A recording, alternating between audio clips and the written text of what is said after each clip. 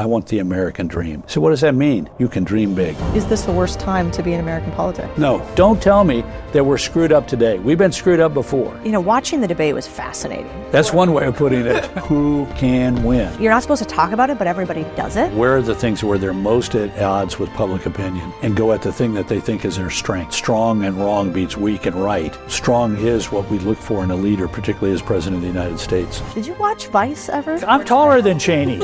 I am taller than Cheney in every single instance. The actor playing me is shorter than the guy playing Cheney. Let me introduce you to the architect. Often called the mastermind behind the Republican Party, an expert in persuasion, influence, and how power truly works in this country and for you.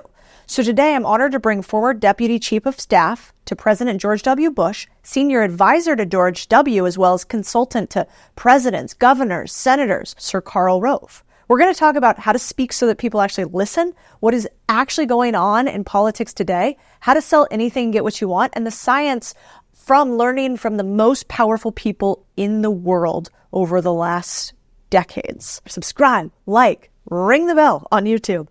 I want to make sure that we get in your ear every single week, not all that other noise out there. Thanks for being here. I love this podcast because I love talking to friends about how they made their millions and helping business owners solve their problems. It's fulfilling. I love sharing all the secrets. But when I can't meet in person, there's only one tool I use. It's called Riverside. Riverside ensures I can talk to someone anywhere in the world, recorded in 4K, so the quality of the video matches the quality of the humans you're listening to. Riverside records separate audio and video tracks, so we can easily cut out those awkward interruptions that are my least favorite part of interviews. They have in-platform editing software based off a 99% accurate AI transcription. And if that's not simple enough, they take AI one step further for their show notes. It summarizes your entire content into an SEO optimized description, and chapters all automatic, saves me a ton of money. So you can use Riverside for podcast interviews, panel discussions, presentations, webinars, more. And best of all, it's simple. Try Riverside for yourself with link in the description. Use code Codie for an exclusive discount. I get a deal, you get a deal. I want to start with maybe something that everybody's thinking today, which is this is the worst time to be alive in American politics. The country's falling apart, and we're barely going to make it without some sort of insurrection or civil war. Right. You are a noted historian, if people don't know that, and you would probably quarrel with the word historian, but you've written I'm a historian, but I'm not noted. Let me put it that way. You know, and I think it'd be interesting to hear your perspective on, is this the worst time to be in American politics? No. It's not. It's bad. Don't get me wrong. I'm not saying it's cheery and wonderful. But even in the lifetimes of people who are around today, like me, it's been worse. You know, the 60s and 70s were terrible. We were deeply divided as a country over the issue of race. We have a bigot running for president in 1968 who wins 5 states. And in 1972, he runs for the Democratic nomination and runs 1.8% behind the ultimate winner, George McGovern, in the popular vote. We have the peaceful protests, mostly peaceful protests of the 1950s, give way in the 1960s to violence. It begins in 1964 and 1963 with the major riots in big cities, Harlem. 1964 and 65, more riots, including Watts. 7 days, the center of our great American city is burning. In 1967, it's called the Long Hot Summer. Over 140 American cities are racked with huge protests over race. April of 1968, Martin Luther King is assassinated, gunned down in front of a motel in Memphis, Tennessee, and over 140 American cities burst into flames within a matter of hours, and 47 Americans die. And we have political violence. November 1963, the President of the United States is assassinated in Dallas. April of 68, Martin Luther King is gunned down. 6 weeks later, Robert Kennedy Sr. is gunned down in a hotel in Los Angeles after winning the Democratic primary in California. 1975, Squeaky Fromm is a matter of 4 or 5 feet away from Gerald Ford, pulls out the pistol and pulls the trigger, and the gun misfires. Otherwise, he would have been dead. And in March of 1981, the President of the United States, newly inaugurated president, is shot in front of the Capitol Hilton, and Ronald Reagan nearly dies. We are also deeply divided over an unpopular war in Southeast Asia. Campus protests began in 1965. 35,000 people attempt to storm the Pentagon in 1967 to shut down the war. 10,000 people gather in Grant Park in Chicago in the summer of '68 in attempt to shut down the Democratic Convention. I'm a young kid as a volunteer at the Republican National Convention in 1972 in Miami Beach, and in the midst of tens of thousands of protesters, the President of the United States cannot be motorcaded into the convention center to receive the nomination of his party. He has to be helicoptered in because the access to the convention center is blocked. By 1970, it's routine for campuses to erupt and for governors to call out the National Guard. And in 1970, the governor of Ohio does so, and kids die at Kent State University. And within a matter of hours, 300 American campuses are shut down by an estimated 3 million student protesters. And many of them don't open up again that spring for the balance of the year. We have, we have the country, two presidents are forced from office, one over an unpopular war in Southeast Asia, the other one over a, second-rate burglary at the Pentagon. And our politics looks broken. And in 1976, in desperation, we turned to an untested guy, seemed like a good Christian man, Southern moderate Democrat named Jimmy Carter, becomes president. He'll restore dignity and honor to the White House, but he turns out to be weak. He's a good man, but weak. And we have double-digit inflation, double-digit interest rates, and double-digit unemployment. We coin a new term called stagflation. The Russians are on the move. They're moving in Afghanistan. They're moving in Europe. It looks like America is on the downward slope, and we're desperate as a country. We look broken. And we have one debate in the 1980 election, and Jimmy Carter makes the ultimate mistake in the debate of saying that he talked to his 14-year-old about nuclear disarmament. And this guy who's supposed to be way too conservative keeps talking about how he was the governor of the most populous state in the Union, and California had a different reputation then. And he asked the right questions. Are you better off today than you were 4 years ago? And is the country more respected today than it was 4 years ago? And we take a chance. And American politics heals. But 1930s, our country is deeply divided. 1 out of every 4 Americans is out of work. We have populists on the left and the right. On the left, it is Huey Long. Every man a king, he screams. Take from them's the got to give them's the don't. And on the right, we have Father Coughlin broadcasting 50,000 watts every night from Detroit all across the country. It's the Jews that have created this economic disaster. One of the leading movements in the country is the America First isolationist movement that says, we don't need to worry about what's going on in Europe and in Asia. It's none of our business. We're protected by the Atlantic and the Pacific. We do not need to come to the aid of those that are standing up to Adolf Hitler or to Tojo. We need to just stay focused here at home. And it's led by one of the most popular figures of the time, the aviator Charles Lindbergh. And we come this close to not being prepared for what ultimately comes to our doorstep on December 7th of 1941. And we have 1 million people marching through the streets of New York City in a parade supporting the Communist Party of the United States of America. We have a rally at Madison Square Gardens, packed to the rafters, for the German Bund heralding Adolf Hitler. We're broken. The Gilded Age, it's worse. You think it's bad today? Go back to the Gilded Age, where for 25 years we have divided government. We have 5 presidential elections in a row. Nobody gets 50% of the vote. Nobody. 2 of the elections, the winner wins the Electoral College and loses the popular vote. In 3 elections, the difference between the winner and the loser is less than 1%. And it is we are divided because what happens is we're fighting the Civil War again only in the halls of Congress. When the Democrats take control of the House of Representatives in 1874, for the first time in 18 years, they do so by flipping 96 Republican seats and making them Democrats. And 56 of those Democrats are former Confederate generals and officials, including the Vice President of the Confederacy is now sitting in the House of Representatives representing Georgia. And they fight the Civil War all over again and do nothing for 25 years because they hate each other's guts. And we have an election in 1876. Remember the 20 days from hell in 2000, where we have 20 days during which we don't really know who the president is? Because we've had an election in November, but before December 6th, there's a controversy over the electoral votes of Florida. In 1876, the winner on election night, 250,000 votes up, is the Democrat governor of New York. But surprisingly, the Democrats claim to have won the votes of South Carolina, Florida, and Louisiana. Now, what's strange about that? Because a majority of the eligible voters are black men who are overwhelmingly Republican. So how could the Democrat win those 3 states that have a black majority, overwhelmingly Republican? It was by fraud, intimidation, and murder. And so the U.S. Congress says, there's a controversy over who the electors are from these 3 states. The election depends on that. They say, under the Constitution, we're supposed to take up this issue, but we're going to appoint a special commission of judges to adjudicate who won the votes of those states. On March 2nd of 1877, that commission unanimously awards the votes of those 3 states to the Republican candidate Rutherford B. Hayes, who becomes president of the United States by a vote of 185 to 184 in the Electoral College, and is sworn in as president 2 days later on the constitutionally mandated date of March 4th. Politics is screwed up today. Go back then, when these men hated each other. They hated each other. We remember the years leading into the Civil War. 1856, when the first time you took a history course, there's the little woodcut of Sumner, Charles Sumner of Massachusetts, being caned by Preston Brooks, the Democrat. We all see that little one.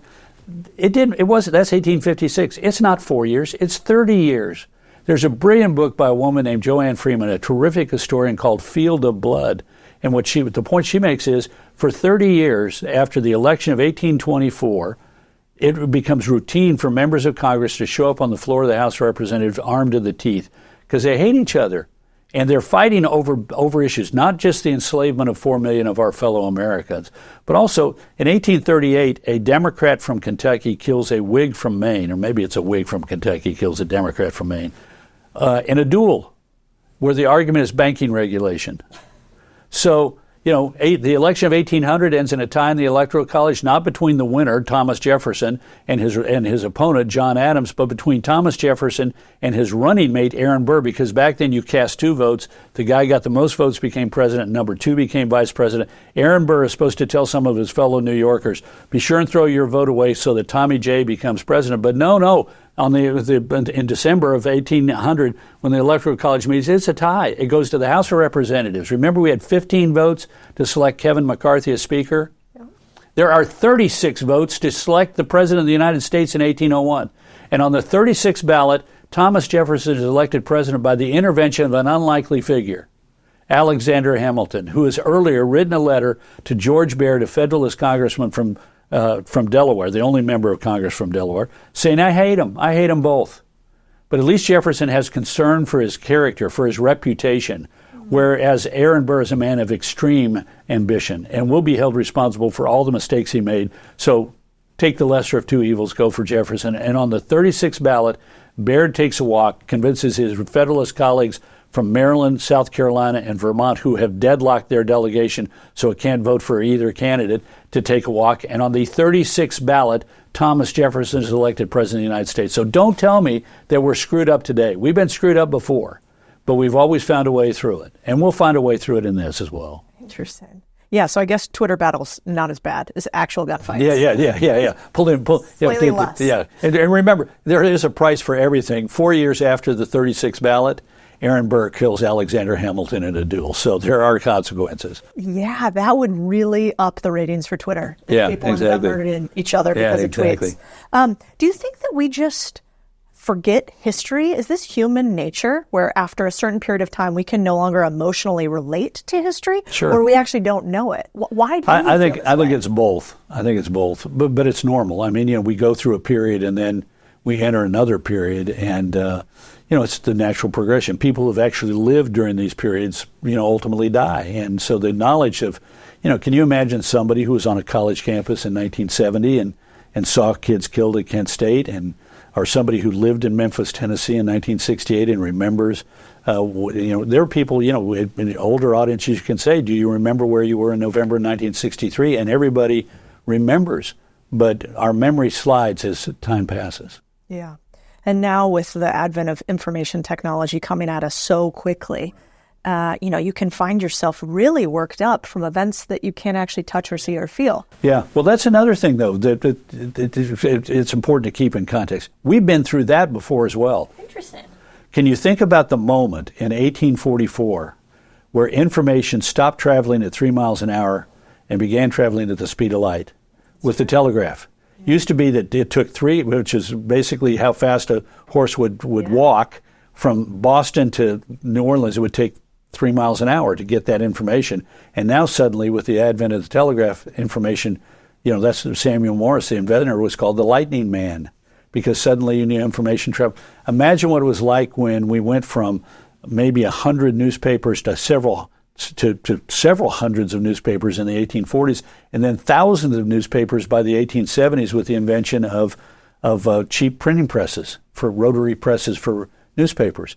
At one point, there are 18 daily newspapers in the city of New York. Imagine how much information changes, the collection of information with the adoption of the transatlantic cable. Now suddenly we know the world. Imagine what happens when radio comes along, what happens when television comes along, what happens when the internet comes along, what happens when, these little devices that we now carry around, when this pops up. So we've been through this moment where increasing fragmentation of our sources of information. And particularly today with social media, we are slicing and dicing 330 million Americans into lots of different groups where we get our information in lots of different ways. So what do you think about when people then say, this is the end of the American era, the American dream is dead? You travel, I bet. And the American dream is real to people. I was in Abuja, Nigeria, and the cab driver says, where are you from? And I said, Texas. He said, oh, America. He says, I want the American dream. I said, what does that mean? He said, you can dream big. I was in New York recently and got in a car. And when I travel, people don't have a sign that says Karl Rove because sometimes they get abused. So it had the name of my agent on it. And so I got in the car and he said, "You're the Bushman. You're the Bushman." And he said, "I love Bush." And I said, "Well, tell me a little bit about you." He said, "I was a peasant in Taiwan, and I came here with nothing." And he said, I have two children. One is I think a healthcare professional. One is some kind of a sophisticated Wall Street type. And I said, and you drive a car. You drive a limo. He said, this is my second job. He says, I do this so that I can provide for my grandchildren's education. And he said, I love America. He said, I came here with nothing. He said, only in America. It's true. So no, you bet against us, and you're gonna come up short. I like that. Isn't it true that in parts of Africa, the Bush's first names are some of the most popular names for children? I heard that statistic. Is that true? Well, I don't know if it's true, but I do know this. I was on that same trip in Nigeria. The guy came up and introduced himself to me, and he said, I am a governor of the state in the Delta region of Africa. And he said, do you know what the most common birth names are for young men and young boys and girls in my part of Nigeria? And I said, I have no idea whatsoever. He said, George and Laura. He said, tell America thank you for PEPFAR, for saving our people. 25 million people alive today because of the generosity of the United States. And, it was George W. Bush was a vehicle to do that, but it was an expression of America. We did this after World War II. We saved a continent that had been ravaged by war, and then with PEPFAR, we're saving a continent that was ravaged by disease. Yeah. It's interesting. I was reading a statistic the other day that America has the highest level by like 23 percentage points on average of, I don't know if the right word was happiness, but let's say happiness or excitement for those who earn and win. Right. Whereas in other countries, there are a lot of people on our varying businesses that are immigrants. And they say one of the reasons that they come to America is not just that it's easier for you to win, for sure, but also that there's a culture of appreciation for the ability to earn and win. Well, part of it is, I think, because in America, people, in other countries, it might be you become rich because you've got a lobbyist and a loophole and a buddy in government. Here it's, you come up with a brilliant idea and work your ass off. Yeah, that's right. Now, you have a fascinating background and have been, at the epicenter of numerous presidential elections, gubernatorial elections, congressional elections. And there's this one story I found and I thought was so interesting that is relevant maybe for people today, because I think today, in some ways, we're a little softer speaking than we've been. We don't give as much feedback, and especially sometimes we don't speak truth to power in organizations. And I have this story about in 1982, the governor of Texas, Clements, loses his reelection campaign, but then goes to win the next campaign. 1986, yeah. Do you have a photographic memory? No. You have a wild recollection of stats. Yeah. It's an obsession. It's what my brain is wired weirdly. Interesting. Yeah, I remember I was at your house for one of your political events, and somebody asked you something about some race at some time, and you just rattled off every single district and what the points were you won or lost by. Does your wife ever go, Karl, please stop? Yeah, she does. She says, you're an idiot, she says. Stop She's like, can we talk about the weather or something? Yeah, that makes sense. Okay, so I found a strategy memo that you wrote to Clements on the eve of his election, and you basically gave really harsh feedback. They're like, voters see you as arrogant. Among the politicos, there's a belief you won't listen, shoot from the hip, and can be mean and insensitive. And correlation is not causation, but it sounds like you helped him win. How do you get powerful people to listen to you saying the quiet part out loud? Yeah, well, that was a weird circumstance. Clements I've been close to Clements in my 20s. He had made me his deputy chief of staff. And we had a great relationship, but he was a tough character. He never graduated from college, came from a wealthy family that went bust in the Depression, was forced to drop out of SMU, goes to work as literally a roustabout in the oil fields of South Texas. What's a roustabout? Well, he's a guy who literally is one of the common laborers on a drilling rig, on a rig, and which gave him an understanding of ordinary people. Because here's a guy from Highland Park, Texas, Tony suburb of Dallas, who suddenly his family's so broke he's got to go help support the family by doing the hardest work some of the hardest work you could ever do. Anyway, he had said, I went to him as the 1986 campaign approached, and several people were talking about running, and they were talking to me about helping them on their campaign. I went to see him, and he said, I'm not running.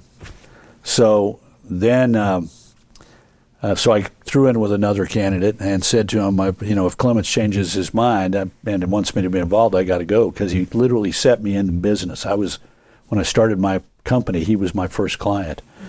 And the other candidate, I agreed that was never going to happen. But if it did, so be it. Well, I was on a company retreat at the little, hippie place up in the hill country, and this was a pre-cell phone. And the guy comes in and says, I got Governor Clements is on the line for you. And I have no idea to this day how he found me. But I go take him, and he says, I'm going to run for governor, and I've declared this morning, and I want you to help me. And I was like, I didn't have a choice. But so I thought to myself, I better tell him what he's facing. I mean, it was like, I'm not going to go along just for the ride. If he's in this and I'm stuck in it, I'm going to win.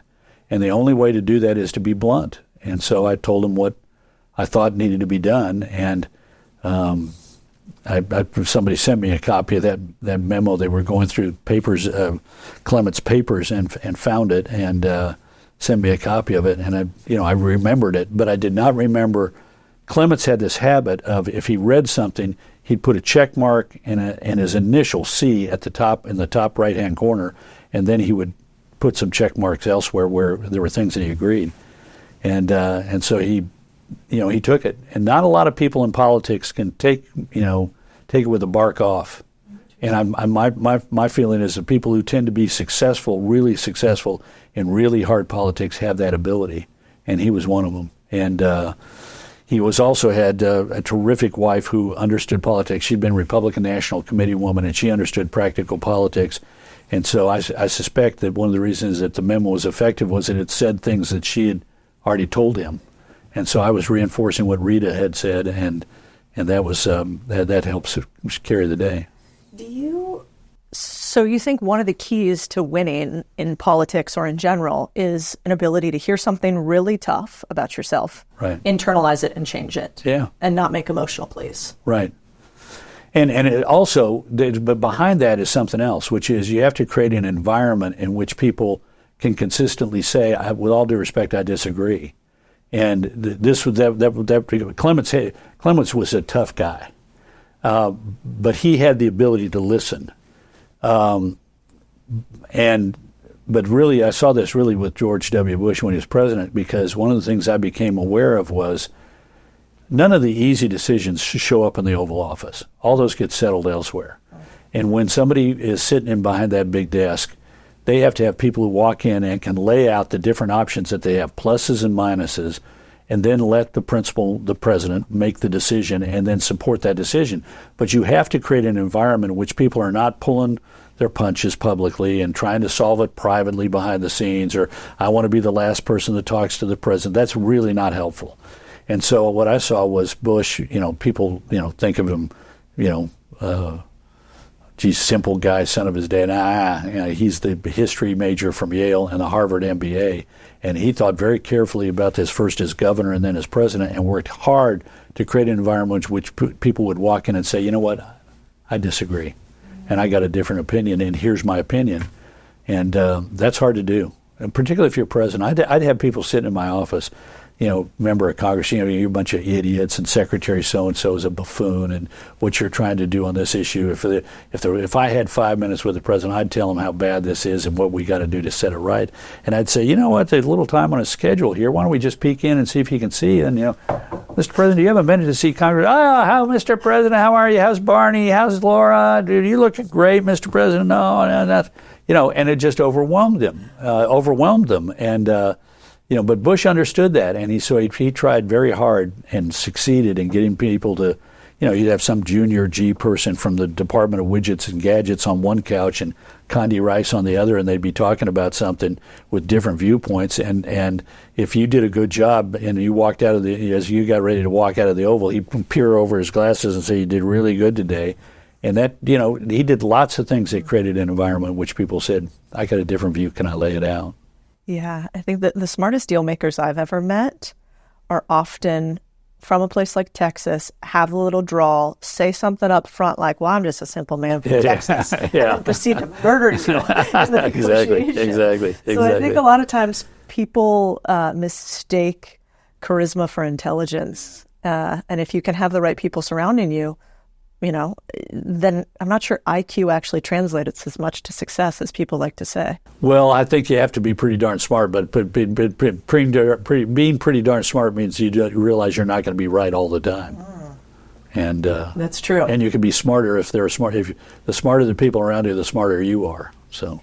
Well, let's talk about this. I think this is one of the things that you're probably most famous for. Many among them. You've written a few books. I really enjoyed the book on McKinley. Thank you. Yeah. I really enjoyed it. A lot of fun. Not covered very much. No. And just a fascinating segment of history. Yeah.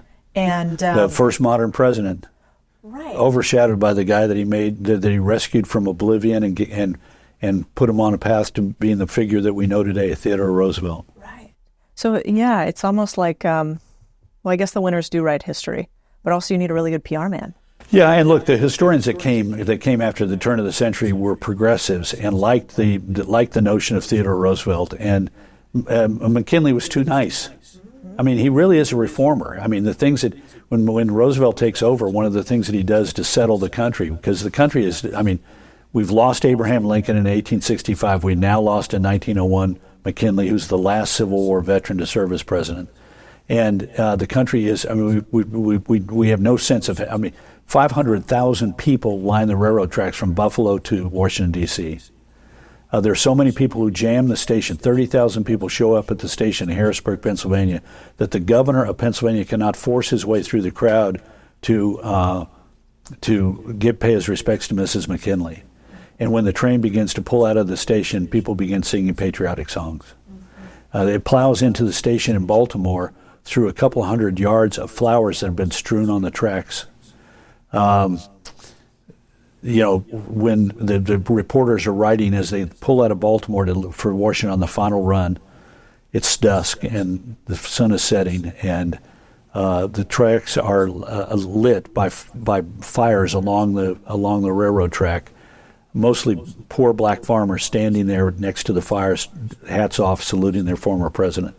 And when he is taken and buried, the school children of Nashville, Tennessee have collected pennies, nickels, and dimes to send a train car load of sweet pea flowers, which are strewn on the streets leading into the cemetery, and several thousand grizzled Civil War veterans dressed in their old uniforms stop and pick up the flowers and put them in their lapels. And the entire cabinet is sitting there, many of them weeping, and one man stands apart, and he stands apart because he's afraid that if he sits with his colleagues, he will be overcome by emotion. So Theodore Roosevelt stands apart, and in order to calm the country, he says, I will continue the policies of our predecessor.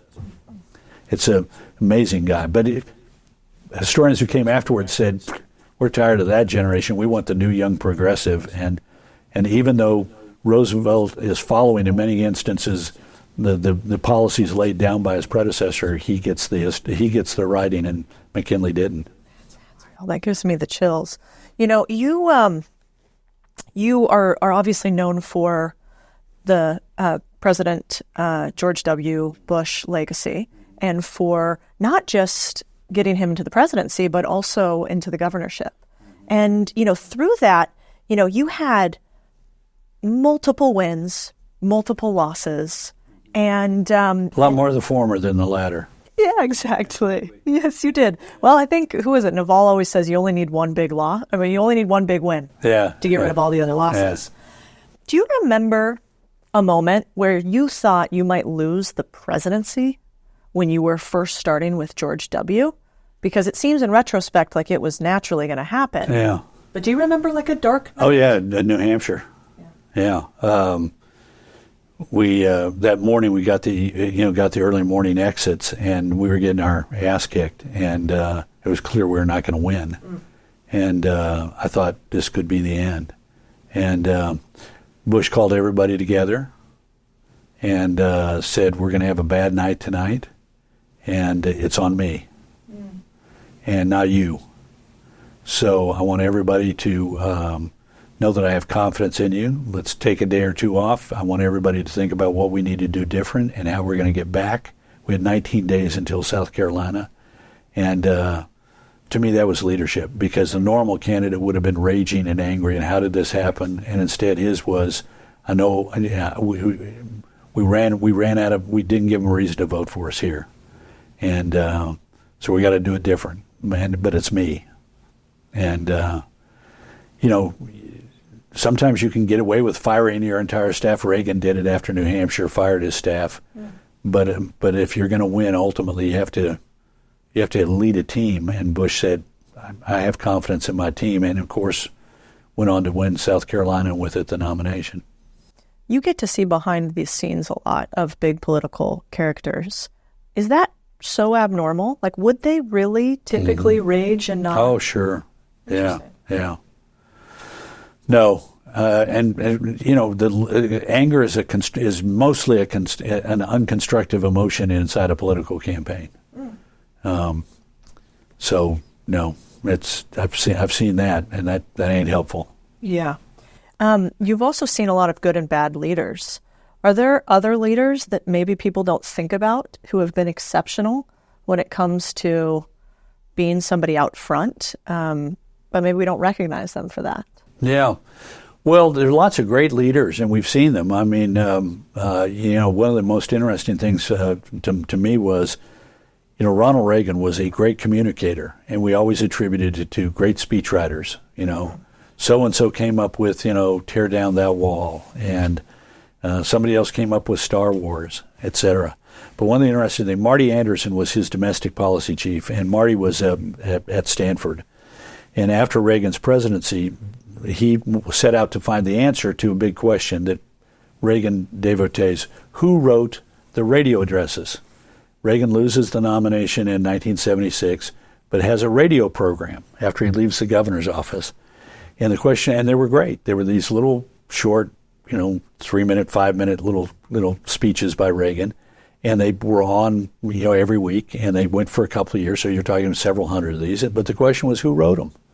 So Anderson got one of his, I think, grad students to go through the Reagan archives, and sure enough, found the scripts, which were on yellow pad paper, and they were in Reagan's handwriting.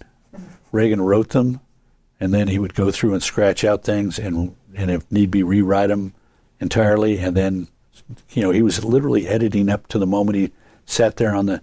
But here are these. I mean, they're taking complex conservative ideas and simplifying them in a way that ordinary people can get their hands around them, and conveying them in powerful imagery and common sense words and practical thinking, and it was him. And to me, that said, because every president can get a good speechwriter. Yep. Every president can get a teleprompter. Not all of them can read it. All of them can read it. And many times they can even make sense when they read it. But there was the workings, and we got to see his mind. We got to take a look at, here was his rough draft, and here's his final, here's what he was next to final, and then when we look at the little hand scratchings on it, here was his final. And so yeah, we don't get to get those many insights anymore with the way that we organize things, but and can collect information. We don't have voluminous papers like Jefferson and others had. But no.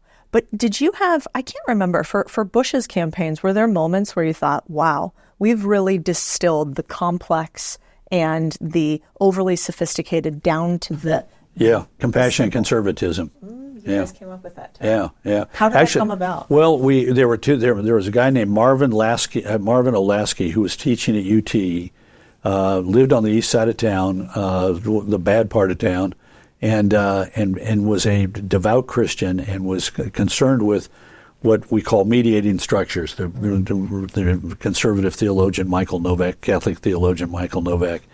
But these are the little battalions of Edmund Burke. These are the things in between the state and the individual that help us live our lives. And Olasky and to a lesser extent Michael Novak had written about the role of these mediating structures, and Bush was very taken with it. And so compassion conservatism was an attempt to say we as conservatives can be compassionate, but we don't need to rely upon the hand of big government to deliver. We can organize things in such a way that we encourage these mediating structures, whether it's church, whether it's community groups, whether it's social action groups, to step in and play this role of caring for every person like we'd like to be cared for ourselves. And but it was a way to say I'm a different kind of conservative. We were coming off of this era where conservatism was defined primarily by opposition to Bill Clinton, and particularly over the Monica Lewinsky situation, which had sort of blown up in our faces. And Bush wanted to say, I'm a different kind of Republican, and here's one of the things that I want to do, which is unleash faith-based and community-based organizations to confront these problems that we have as a society. Brilliant. And do you feel like conservatives today are still thought of as compassionate? Is there a segment? No. When we have Marjorie Taylor Greene saying we must stop AIDS relief effort in Africa because we've got bigger problems here at home, it's just not thoughtful. We spend a relative pittance of what this country has on saving lives, human lives. I thought we were pro-life. And the expenditure of a modest amount of money has saved an enormous number of lives. And so, I don't know. We've got conservatism is today in flux. And it's because in part success. Both parties are suffering through this, liberalism and conservatism, Democrats and Republicans. But, we each in our own way have been successful at certain things. The Democratic Party had become the party of civil rights. We've become the party of, limited government. And, we've succeeded at certain things. And it's caused, us to figure out what's next. And so we have populism, populists like her who want to basically isolate us from the world and then spend our money in rewarding our constituencies. It's like I saw Steve Bannon the other day who was talking about how during the battle over the tax cut bill, he wanted to raise taxes so it was 50% on the top bracket. Didn't want to lower it. He wanted to raise it because government ought to be able to take away 50% of what anybody makes. And my theory is if you can take it from some people, you can take it from anybody. Yep. And rich doesn't have a great definition. Yeah. And the point at which you become rich also has something, that's open to definition. Yeah, that's the right audience for this. We're all about, efficient use of capital, and you typically want to give, it's just like in a business, if you think about government, it's so fascinating. It's really the only entity where power is determined by how much money you spend, not how much money you make. I couldn't imagine running a business like that. Everybody would be fired. It'd be like, this whole group is fired. And yet we don't really think about what what the incentive structure is or what wags the dog. That must be frustrating after you've been in the highest levels of power, the deputy chief of staff to the president of the United States of America, and then leaving that power. Is that really hard? What was that like? Well, first of all, it was time to go, and look, you better not be vested in that moment.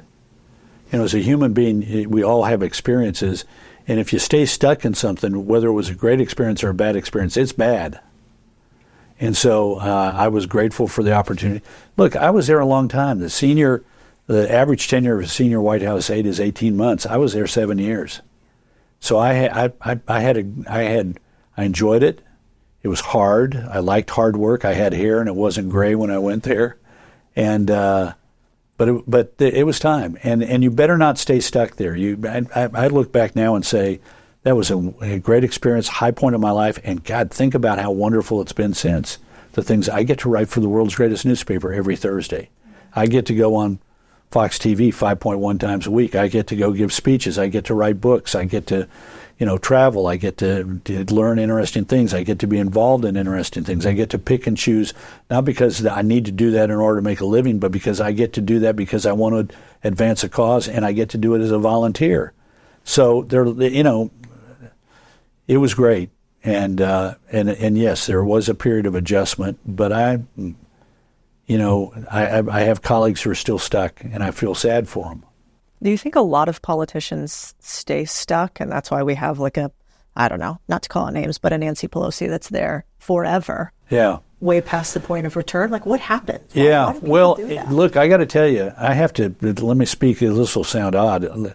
She was effective right up to the moment she gave up her speakership. Now, I am surprised she stayed a year, she's withdrawn. And I think it's that she has served a very valuable role in mentoring, if you will, her chosen successor, Hakeem Jeffries. But what I really worry about are these people who, Strom Thurmond, I mean, he was just not there. Mm-hmm. And, it was like a very sophisticated, senior care program. There's a difference. I mean, Chuck Grassley, he's all there. Yeah.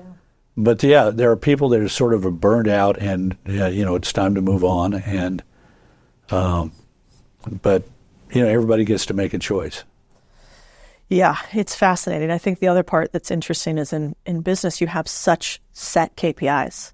Right. And you understand why this actually happens, one reason or not. But I remember one time I was in China doing some business. And they had at that time, I'm not sure if they called them governors, but governor of a particular region, and they had they had direct KPIs. It was largely focused on economics, so it was like GDP growth, I think, unemployment, maybe 2 or 3 more, and if they hit those KPI metrics and grew, then they were scored well. Right. And they left a few things out, like the environment, and so they had sort of their reversion. But I always wondered, why is there no scoreboard or KPI for government in the U.S.? Is that just impossible to do? Well, yeah, because remember, in China, the head of the Communist Party sets those for you. We don't have that similar top-down management here, and I'm glad we don't. What, really? Why? Because at the end of the day, you touched on it. You're going to grow this many jobs, blah blah blah blah, but we don't care what happens over here. Mm-hmm. I like it when the people get to decide and express it from the bottom up. Yeah. And sometimes they're far more liberal than I would like in Massachusetts. Sometimes they're, different, just come out with different conclusions than I would. But I feel better about it than having one guy sitting up at the top. Because think about it, do we really today have any confidence whatsoever in any economic number that comes out of China? Oh, no, definitely. Because they all got into a system of organized deceit, because if I wanted to remain the governor of whatever province, I had to hit those marks, and whatever was necessary to hit those marks, which might be building up an enormous amount of debt over real estate, because that was the easiest way to put people to work and grow my economy, so be it. But now the chickens are coming home to roost. Yeah. And also we find out that there's, it's sort of institutionalized corruption, because you had to hit those markers because there was one guy who was going to decide whether you stayed or went. And it wasn't the people of your province, it was the boss.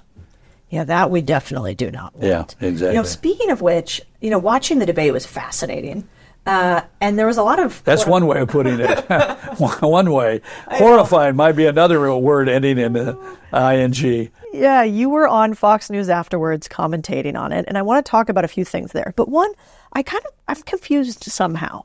It seems like every presidential debate, they both, quote unquote, lie about a lot of things. Like, they don't use real numbers. And I have to imagine, take cognitive ability out of it if they're just forgetful.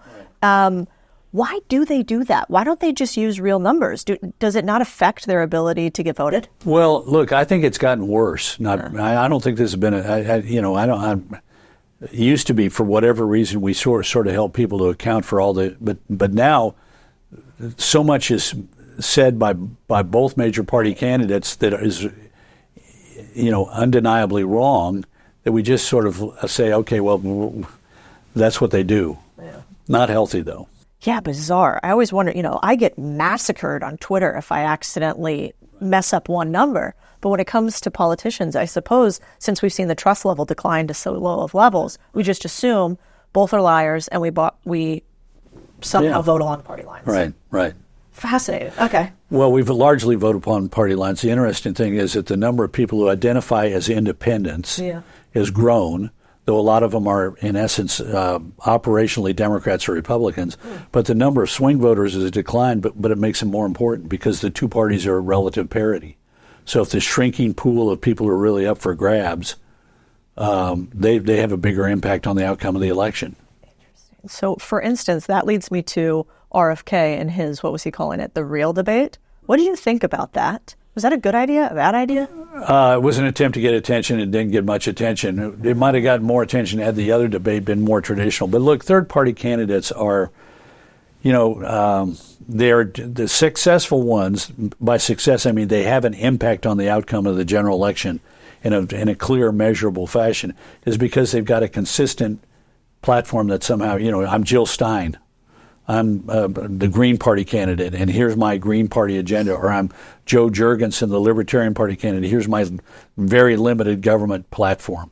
RFK is trying to apply to both wings of the political spectrum. I am the environmental wild man, and I'm the vaccine denier. Mm-hmm. And I've got all kinds of crazy theories over here. 5G causes cancer. That kind of thing. So I'm dubious that he's going to have a big impact on the election. Now, that's because he's going to be more like Evan McMillan, who ran in 2016 and got on 20 some odd state ballots and got votes in 30 some odd states, and less like Jill Stein, who was on 50 state ballots in 2016 and got more votes in Wisconsin, Michigan, and Pennsylvania than Hillary Clinton lost those states by.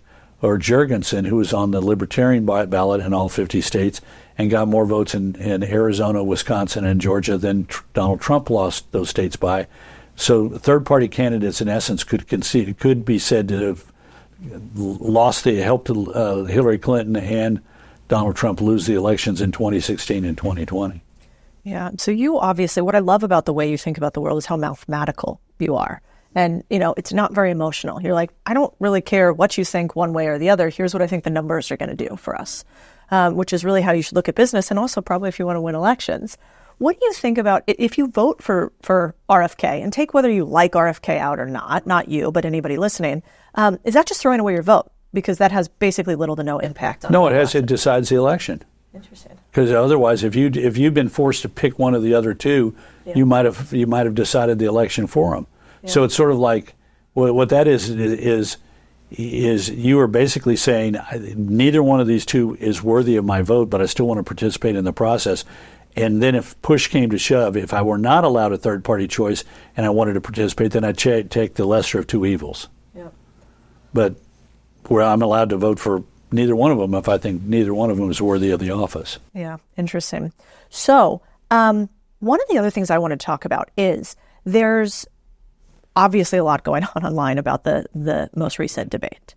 You called it an unmitigated disaster. Right. And, when we were talking, we were both kind of saying, we were both a little surprised, even to the degree. Talk to me about what you think about the debate and whatever you're comfortable talking about with the current two candidates that are in. Well, I thought I was. Neither man had a good night. It's just that Biden had a really, really, really, really bad night. It's not that Trump had a great debate. I mean, he failed to prosecute the issues. He'd say, immigration, border. But it would have been a lot more powerful if he had said, here are three things I want to do.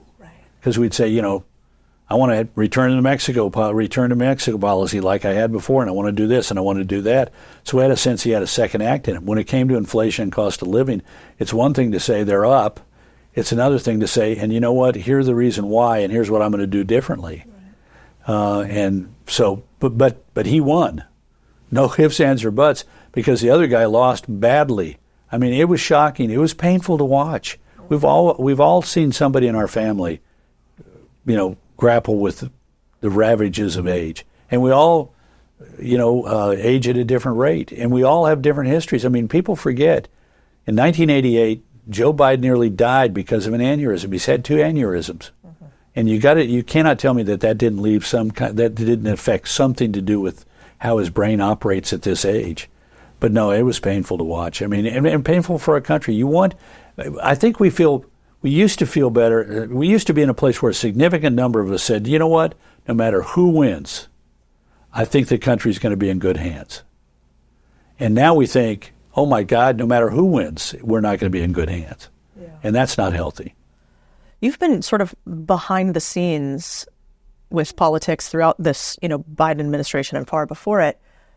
What do you think about, did a lot of people know his rate of decline? Oh, absolutely. In fact, that's the thing is, and this criticism is, now people are popping up saying I was in meetings and I was worried. I've been worried for a couple of years. I thought I was saying a year and a half ago, I cannot imagine why he's running again.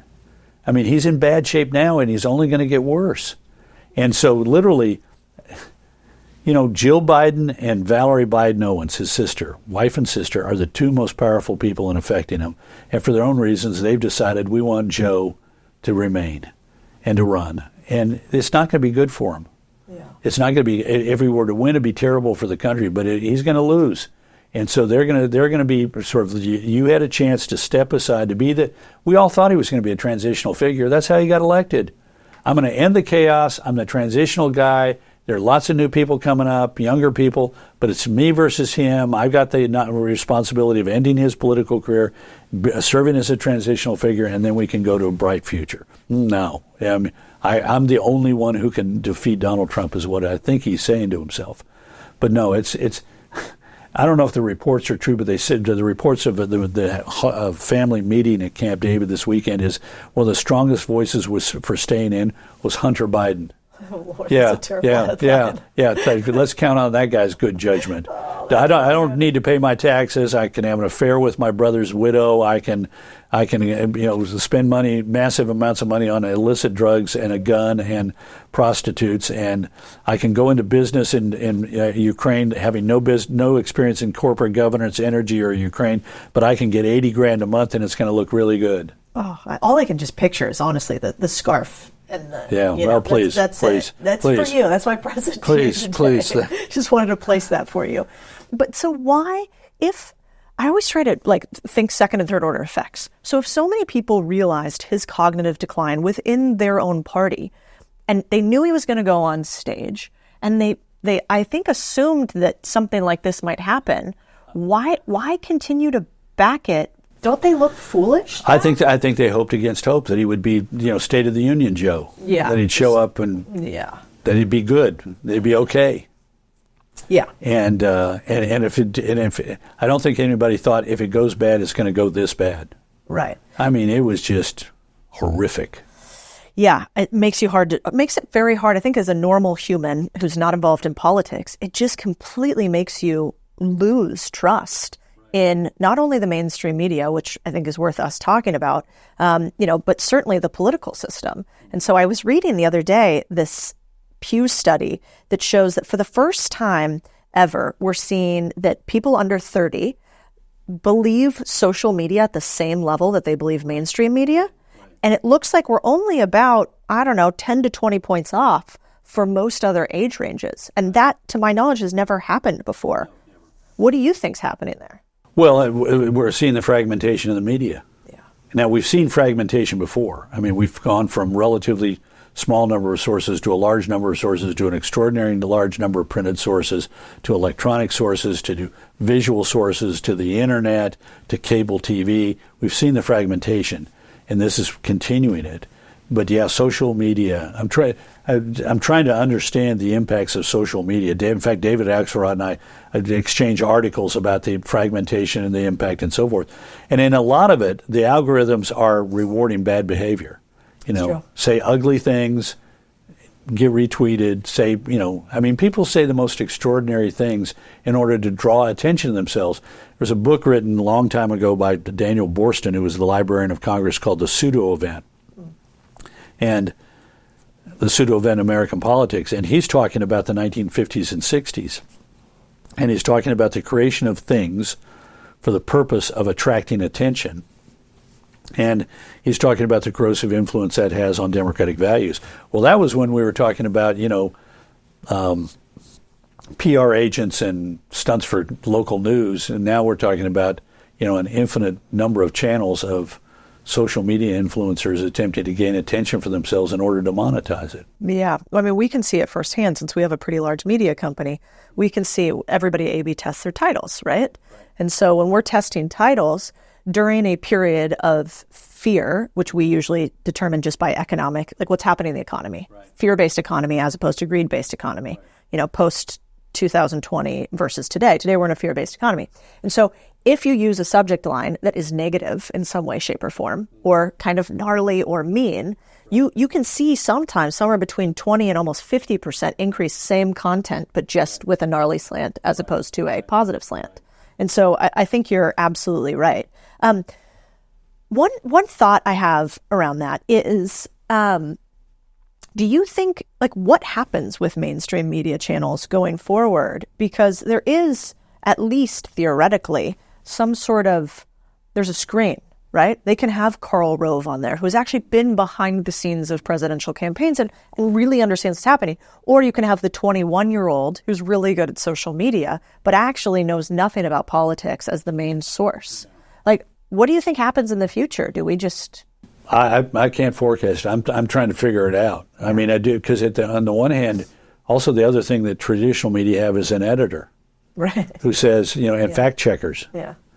And that seems, almost, and they have books where they describe how what are the rules. Yeah.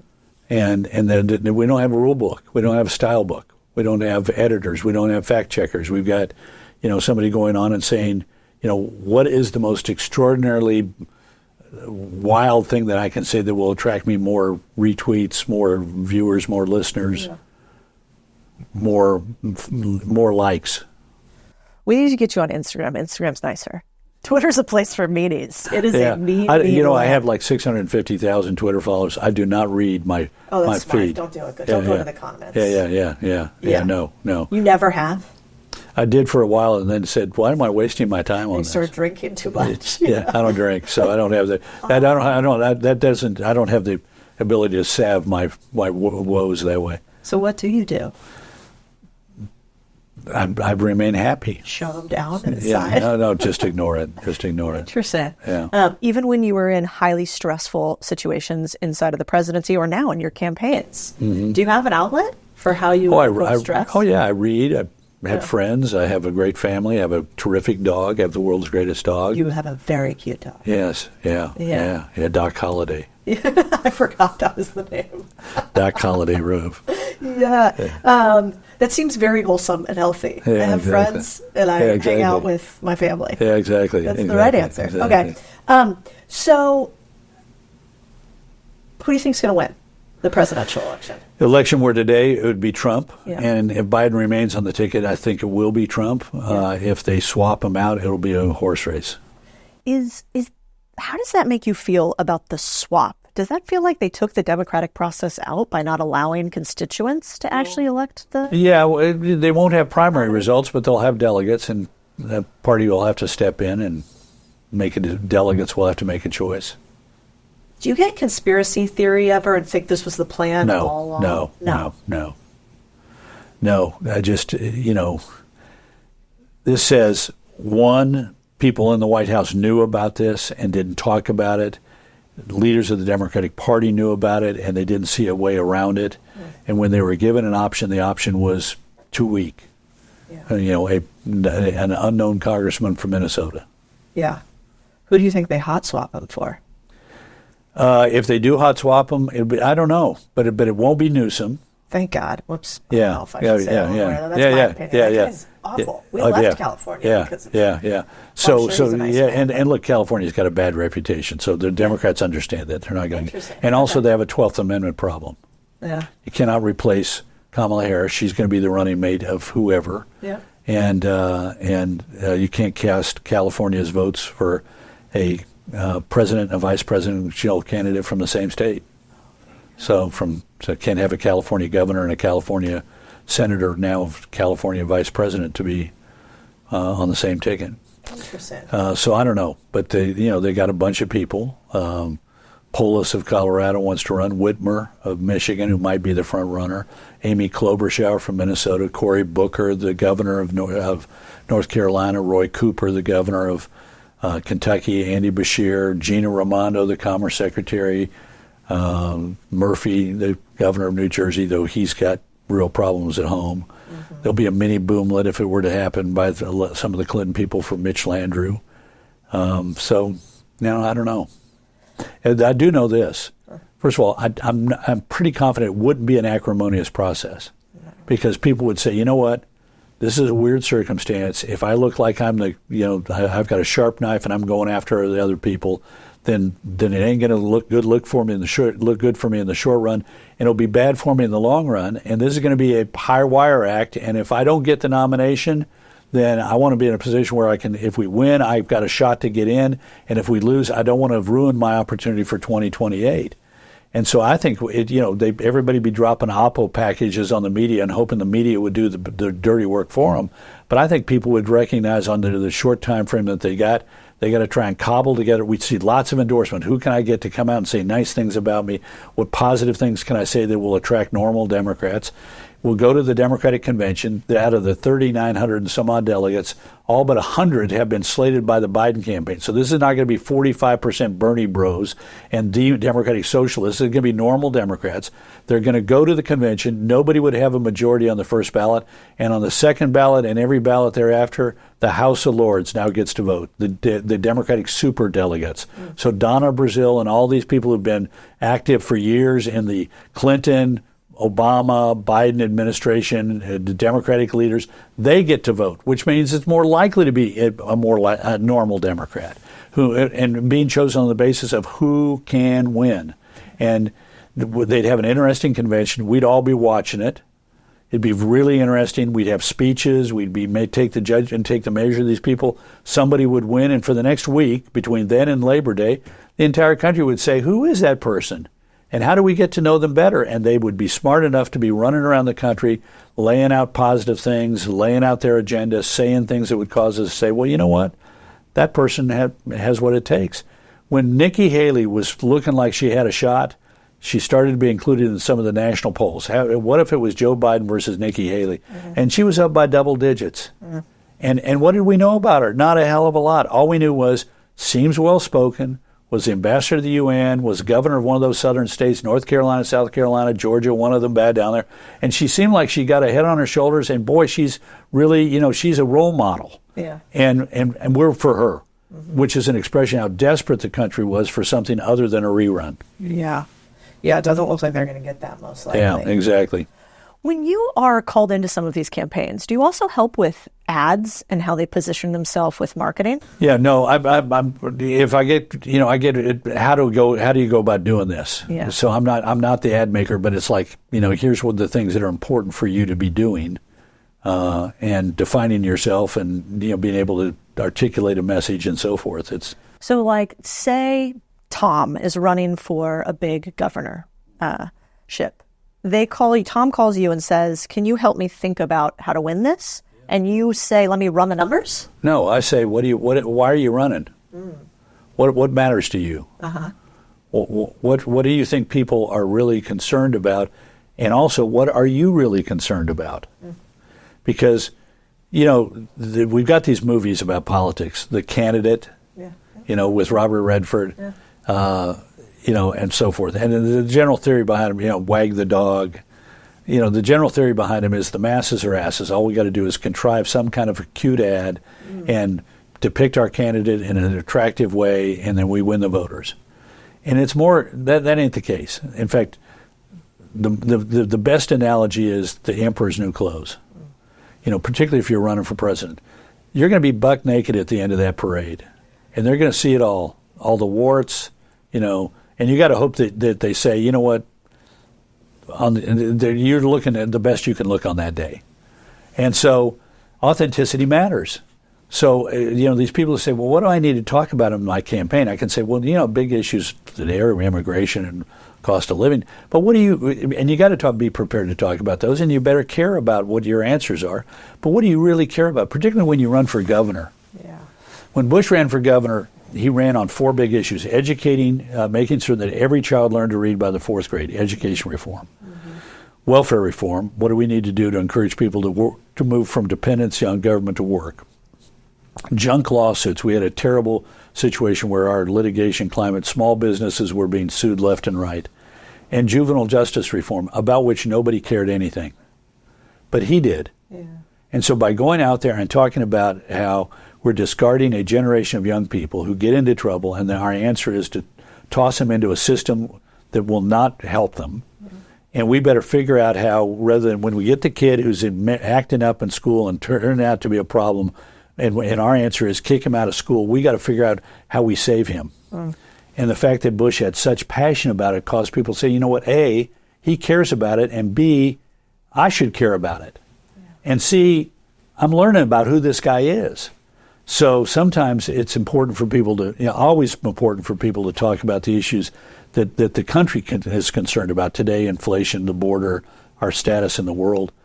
But it's also important for people to gain a sense of who you are as an individual. So you also ought to better be thinking about what it is you really, really believe and the things you really, really care about.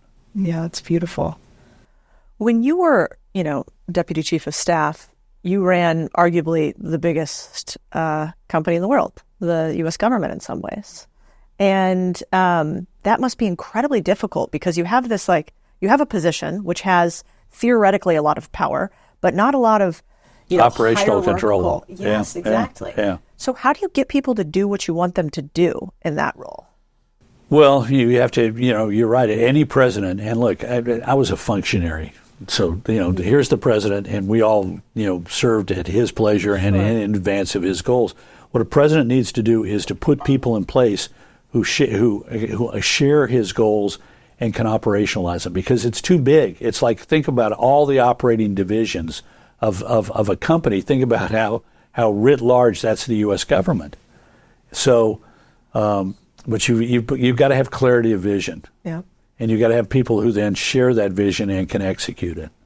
But I sort of think, maybe this is wrong, but is it slightly like a COO in some ways? Like, you're kind of taking all of his ideas. The vision comes from the president, but then you're like, all right, now it's my job to kind of help figure out how I think we can do this and who we need to get in line. Well, the people who operate are the heads of the various divisions. We call them departments. Mm-hmm. Those are the people who have to execute. And the administrative agencies and departments of government, that's where you need to have a Secretary of Commerce who says, I'm doing this. Mm-hmm. If my goal at the Interior Department is to make certain that we expand opportunities for environmentally sensitive drilling on federal lands, that's where that happens. If you're the guy who's in charge of the every 20 or 30 year modernization of our nuclear weapons program as the Secretary of Energy, which is really weird, you better have a physicist who can help you advise you on how to do that. So you've got to pick people in each one of those agencies who are capable of operationalizing your vision. And then what do you see as the Chief of Staff's role? Like, what was it for you? Well, I was the deputy chief. Yeah. So I was the deputy chief for policy, which was sort of the hardest job. I was senior advisor all 7 years I was there. As deputy chief of staff for 2.5. And I had to keep my mouth shut because my object was, in the policy process, make certain that everybody had a fair shot at laying it out. And so my boss, Andy Cardin and Josh Bolton, said, be careful. In fact, Dick Cheney had given me that advice at the very beginning. He said, you've been a friend of the president-elect since he was 26 and you were 22. Be careful, because people will try and figure out where you are in order thinking that will have an inordinate influence on where he is, and that may or may not be true, but you want people to be saying, here's what I believe. So interesting. Yeah. So Cheney had been a White House chief of staff at the age of 34, so he knew the pressures, and he knew how important it was that the chief and some of the senior advisors around the president encourage a robust discussion of any issue, not discourage it. And sometimes they could discourage it by simply voicing their opinion too early. Right. And so that's kind of an interesting way to go down. Dick Cheney, very controversial man too, but very successful man in many different ways. Right. Did you watch Vice ever? Did you watch some of those movies? Yeah, I did. And how did you feel about your Well, his look, I'm taller portrayal? than Cheney. I am taller than Cheney in every single instance. The actor playing me is shorter than the guy playing Cheney. Is he fitter? You remember? Well, I'm generally... Did you like it overall? You thought he was short, but he was sort of handsome? No. You didn't like any No, look, I didn't like. representation. Look, to me, it was like I was always the roly-poly guy. Were you? Yeah, sure, exactly. I mean, Anyway, so we can I have tell some you a issues Cheney with story? Hollywood. Can I tell you a Please. Cheney story? So we're thinking about the vice, who's going to be the running mate, and it's like May of 2000. And Bush is sort of, the more the process goes along, the more he likes Cheney. We got 9 other people we're looking at, and Cheney's in charge of the process, he and Liz, and they have a gigantic collection of material that they've condensed down into a thick notebook on each one of the 9. And we're going through these and talking about who it ought to be. And Bush is on the campaign trail. I think he was like in Iowa or something. And I had a red phone on my desk. Only one person had that phone number. So, red phone wings. Yes, sir. He says, look, I'm coming home tonight, as you know. And he said, I'm getting close. And I know you're not for Cheney. Meet me at the governor's mansion tomorrow at 10 a.m. and tell me why I should not go with Cheney. So I show up at the governor's mansion, which you've seen. It's not a big place. Yeah. The Austin Library is about the size of this room, and I'm sitting on one side of the room, about as far away from Bush as you are, maybe a little bit further. And he says, it's 10 o'clock. He says, okay, why shouldn't I go with Cheney? And I had my list of 8 reasons. Number 1, Wyoming. 3 electoral votes, don't need to worry about it in our camp. Pick somebody from a battleground state. Number 2, Cheney had his first heart attack at the age of 34, been working on perfecting it ever since, had 3 more. People say won't last 4 years. Cheney was a very conservative congressman from a very conservative state 18 years ago, and he cast some really stupid votes, like being one of 3 members of the House of Representatives to vote against a resolution calling on the apartheid regime of South Africa to move Nelson Mandela from the island prison where there was no doctor to the mainland prison where there was a doctor and he could get good health care. And Cheney, one of 3 members, to vote against it. We've worked really hard to identify you as your own man, not mini-me to your dad. So what the hell? Let's pick your father's Secretary of Defense in a time of war and make him your running mate. Everybody's going to say Cheney's running the West Wing. People are concerned about you being a Texas oilman. What the hell? Let's have as your running mate the guy who runs the world's largest oil field service equipment company. And, 12th Amendment problem. Anyway, Bush is not a monologue guy, so this is like World Wrestling Federation. I say stupid vote. He says nobody's ever going to bring that one up. Well, how about this stupid vote? Well, that's blah, blah.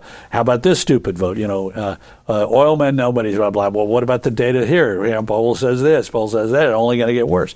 So anyway, this goes on for about 30 minutes, and literally at the end of it, I realize I cannot open my jacket because I have sweat through my shirt. This has been so, and I'm laying out the case why not to go with Cheney. And when we're finished, Bush says, got anything else? I said, nope, that's it, sir. He says, good, really good. Turns to the guy next to him and says, Dick, got any questions for Karl?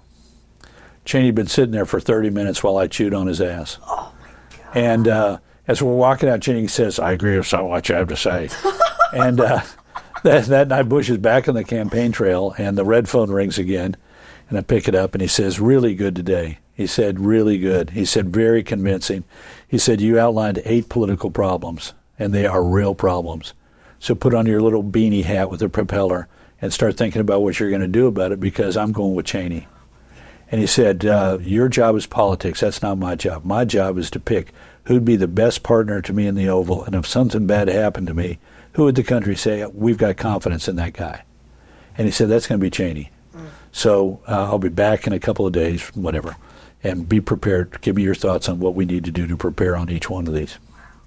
You've talked in other places about strong versus weak leaders, Right. and how important a strong leader is to the Right. country, even in just representation. Right. What makes a strong versus a weak leader in your eyes? Well, vision, clarity of purpose, willingness to listen, ability to articulate an agenda, and also when it comes into the international stage, and also when it comes to Congress, the ability to develop personal rapport and personal relationships. Mm-hmm. You know, we look back at these things, Winston Churchill and Franklin Delano Roosevelt. We look at the relationship between Ronald Reagan and Margaret Thatcher. We look at the relationship between Brian Mulroney and Kohl of Germany and George H.W. Bush. And all those are important. So, but strong, a strong leader is somebody who has a vision and a clarity of that vision, an openness to talking about ways forward, and an ability to communicate and the ability to build those kind of relationships. But vision is the most important. Do you think that there are very many candidates today that come off as weak? It seems like strength, and at least projection of strength, is now critical with social media. Yeah, well, Biden is... Oh, that'll be a good one. Yeah. Yeah. In fact, that's one of the big things. If you look at Trump, even if people disagree with him, they recognize that he has strong opinions. Mm-hmm. And so it was Clinton who once said strong and wrong beats weak and right. But and that may be the case, but strong is what we look for in a leader, particularly as President of the United States. Sometimes I think that you learn more from reading biography books of billionaires and the very, very successful than you do from self-help books. Right. If you had to tell people 3 books of world leaders to read, what would they be?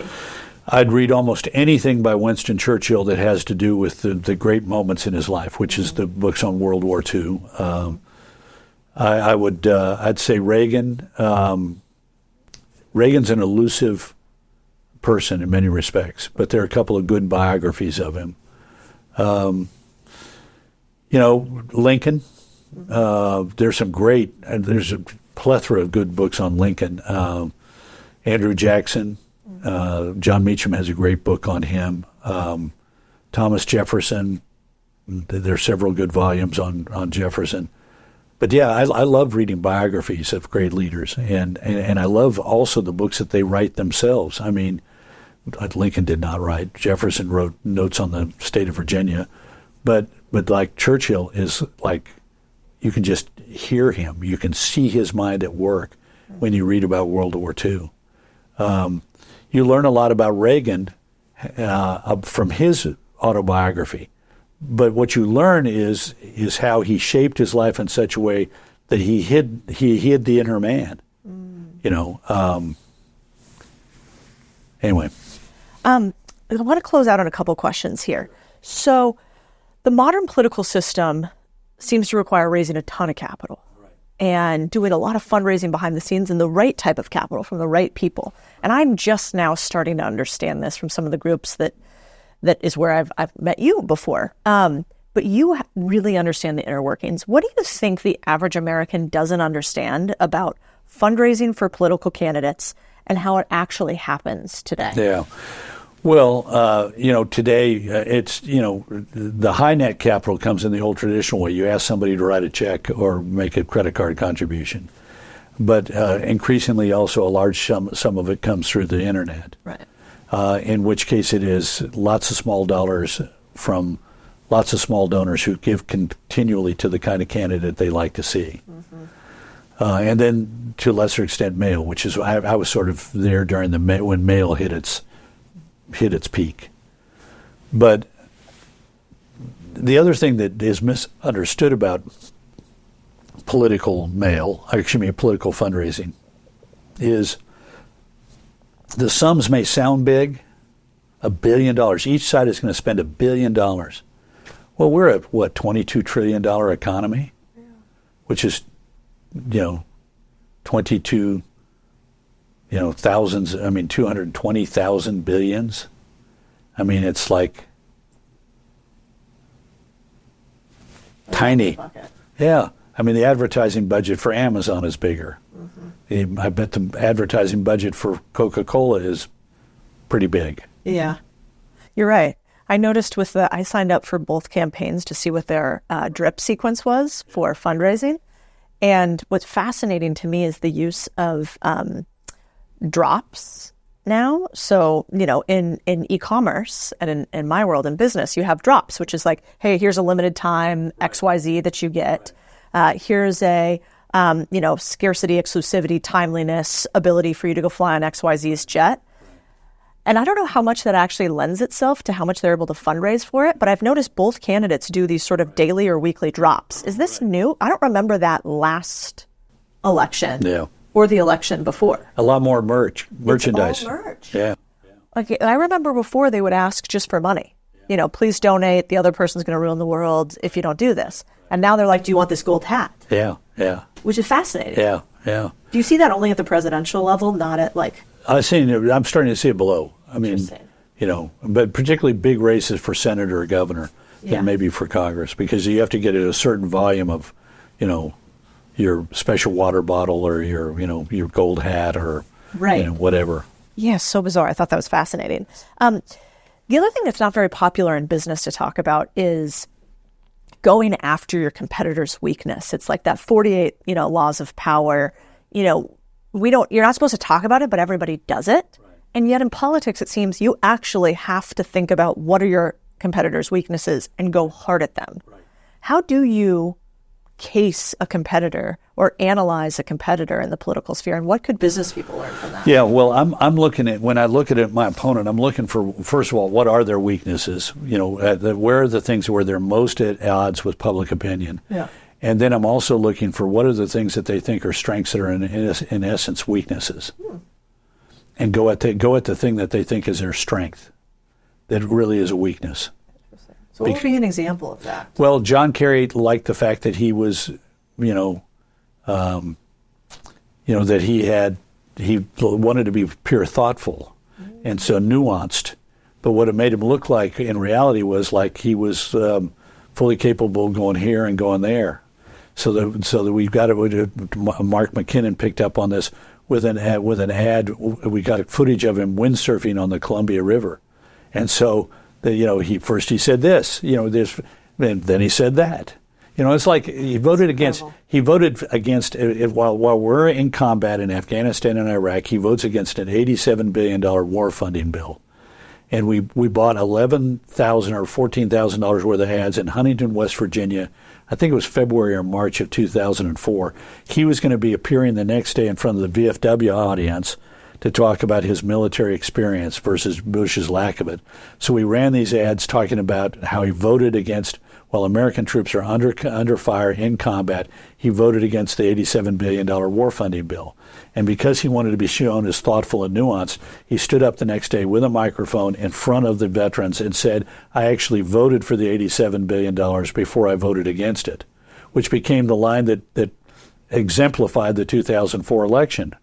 So we took what he thought was a strength, I'm a nuanced, thoughtful person, and turned it against him because he was constantly going, psh, psh, I'm against the war in Iraq, but if I voted for the war in Iraq, and I'm against the war in Iraq today. And yet if I was forced to vote on it again, I'd support it again. So I voted against the $87 billion after I voted for the $87 billion, and blah, blah, blah, and blah, blah, blah. So find particularly something that they want to end up defending as a strength, and go after that. Yeah. I know you haven't always been the biggest fan of Trump in some ways, and you guys have had some fun little go back and forths, but he does seem to be quite good at this. He picks up on the subliminal thing we don't realize we're thinking, and then kind of kind of names them. Yeah, look, the best way to think of him is the executive producer of The Apprentice. Yes. So he has a highly rated TV show, and his object is to think about what is it that attracts the viewer, holds the viewer, and can surprise the viewer. Yeah. Think about how he's doing it with the vice presidential pick here. I've got a list of names. I've already made the decision. I'm not going to tell you who it is, and I'm blah, blah, blah, blah, blah, blah, blah. And, I mean, we're all paying attention to it. It is marketing 101. I remember, actually, Tanner and I were sitting in a back room at an event where Vivek and I were both speaking. And at that time, that was before, early on. And he had a really bad Instagram. And silly technical things, like he would do videos this way, not this way.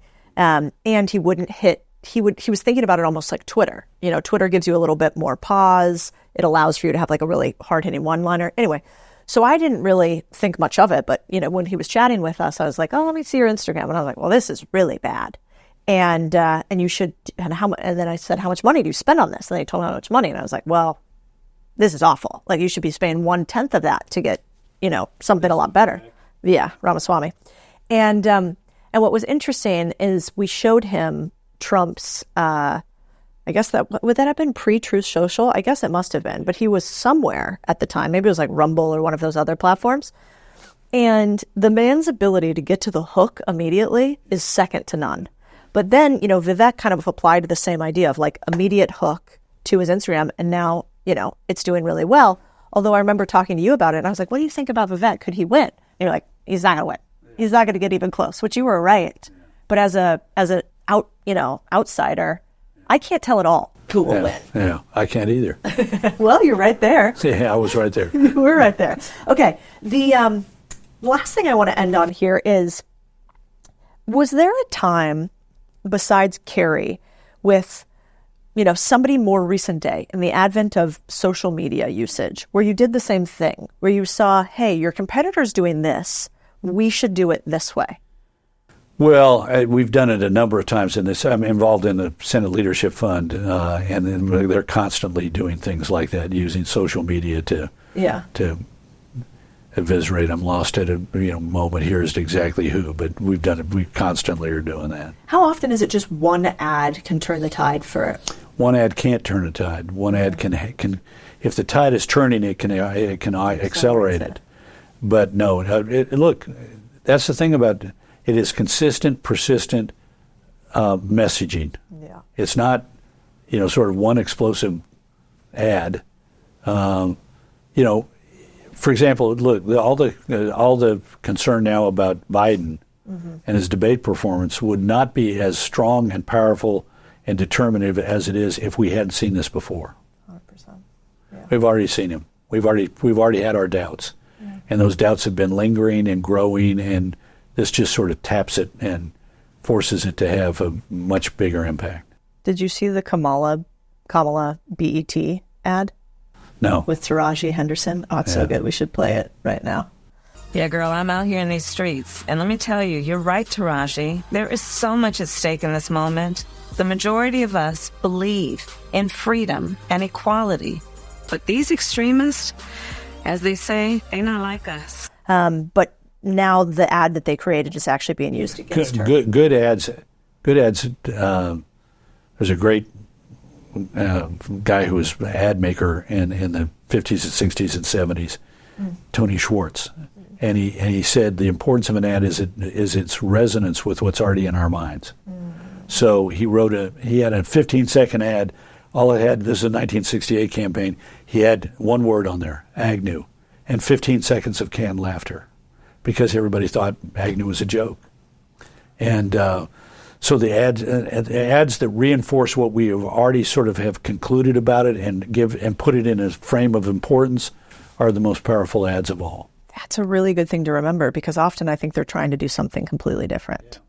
They're trying to make themselves look cool. Yeah, it's less, let me tell you something then. What's already in your minds, and how do I then evoke a response based on what's already in your mind?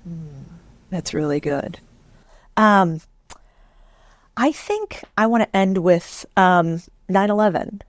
I've heard you tell a story before about that moment, and I'd love for you to talk about that day that moment and what it was like? Well, I'll give you the short version because it can go on for a while because, if you're in a place like I happen to be that day, you remember everything. I mean, we all remember when something big in our lives happened, and that was a big, big moment. And I was with the president in Florida, and at 8:48 a.m., my assistant, Susan Ralston, called and said a plane has flown into the World Trade Center. We don't know if it's jet or prop, commercial or private. And he was standing about 10 feet away from me, and I went over and told him. A few minutes later, Condi Rice called with the same sketchy information. And we went into the Emma Booker Elementary School, and we went into the staff hold room next door to where he was going to be watching a reading demonstration with a bunch of kids. And then he walked in there, and we were watching on television. Then the second plane flew into the World Trade Center. And Andy Card knew he needed to go tell him, and did. That's the famous photograph of, he's cupped his hand and he's telling the president.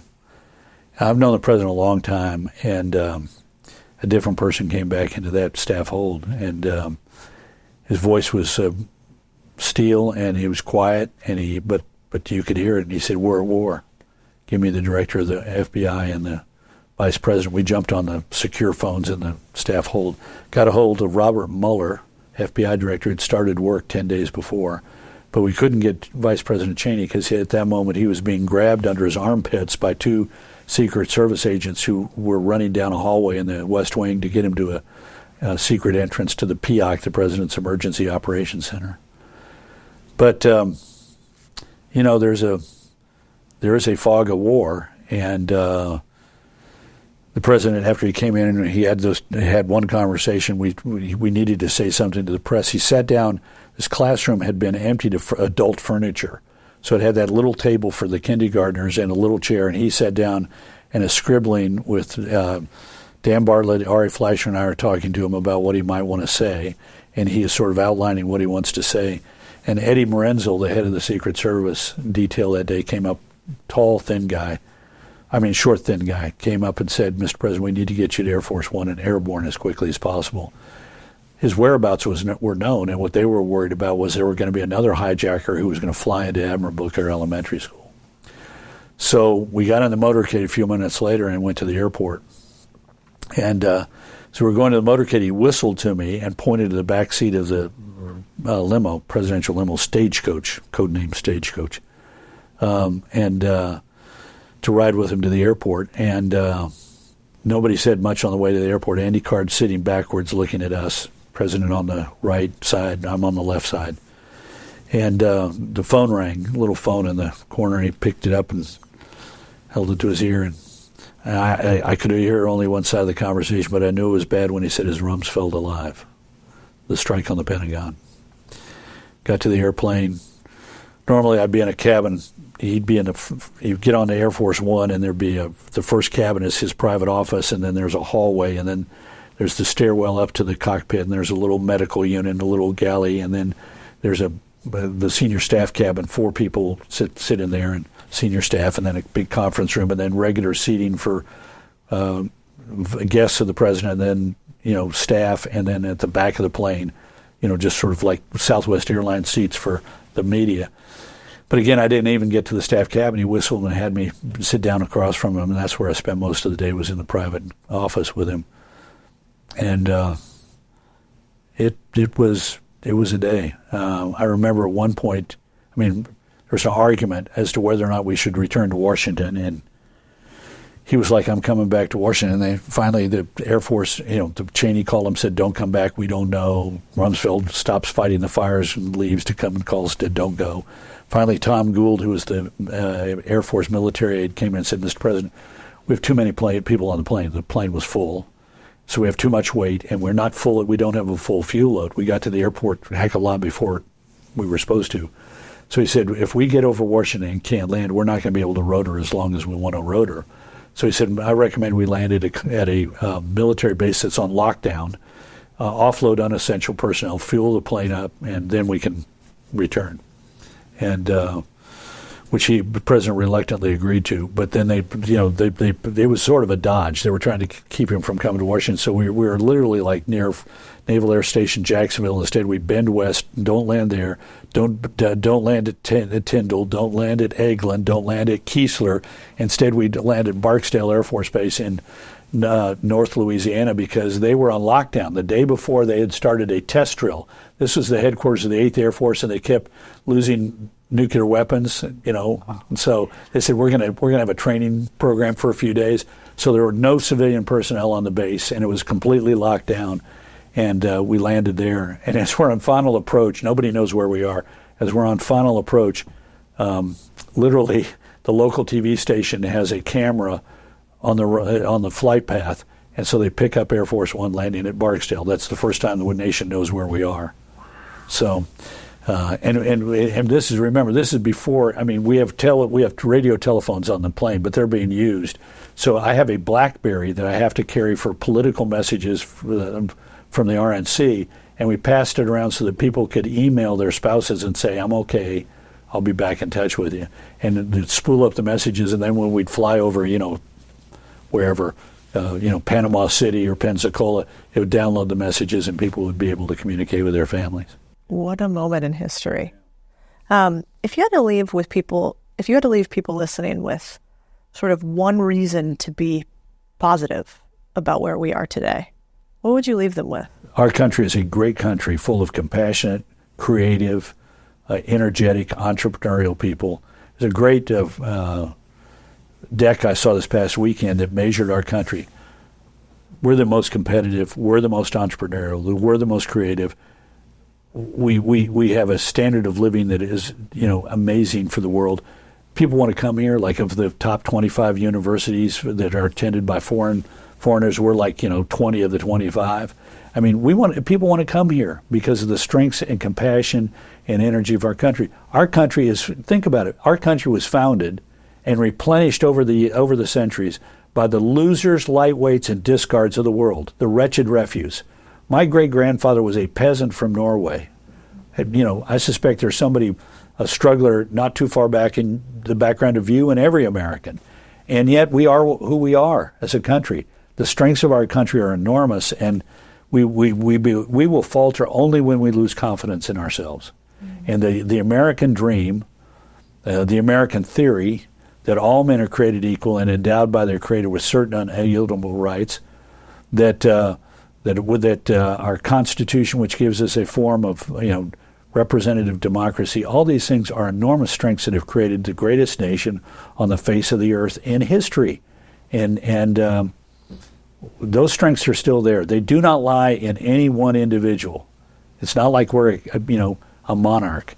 It's not in one institution. We're not the Communist Party of China.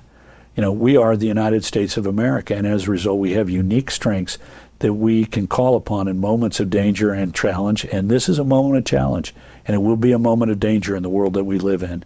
But and I have every confidence in our country and its institutions. Mr. Karl Rove, thanks for having me. So much for coming. Thanks for having me. A couple things stand out to me about Karl Rove. I've been at some of his political events in Texas and been in rooms where he is speaking. And you don't get to the highest levels of political office or appointment without being pretty brilliant. But there are two things that stuck out with me the most from Karl Rove. And that is, when I asked him how smart he was, he said, "I'm not that smart, but I'm super obsessed." That is hard to compete with. An obsessed person will beat a curious person any day of the week. And so as you're listening to this, I think the question to ask yourself is, where could you become so obsessed that you sound like Karl Rove about the thing that you're talking about? He has this monologue in there where he goes through every single reason why we are not at one of the worst points in American history. And he tells it by month and date for like 100 years over the course of American history. And you cannot remember that kind of thing if you are not obsessed. I think a lot of times in life, we do the things that we are told to do. You're in a job maybe because somebody told you that you should take that job, that career was a good one, that you'd make a lot of money, that it might be a good fit for you. But where does your mind go where you get so entrenched in the thing that you're doing that nobody else can beat you because you'll just force function more time on it? And I want you to ask yourself that. I also really left with this feeling that America's alive by a man who's like suffered multiple losses. You know, he's lost presidential campaigns. He's been fired. He's lost congressional campaigns. He's been beaten up on Fox News. He's been yelled at Twitter. You know, as he mentioned, he can't even have a sign with his name on it at the airport because some people will heckle them because, you know, immediately if you out for either party, 50% of the country hates you.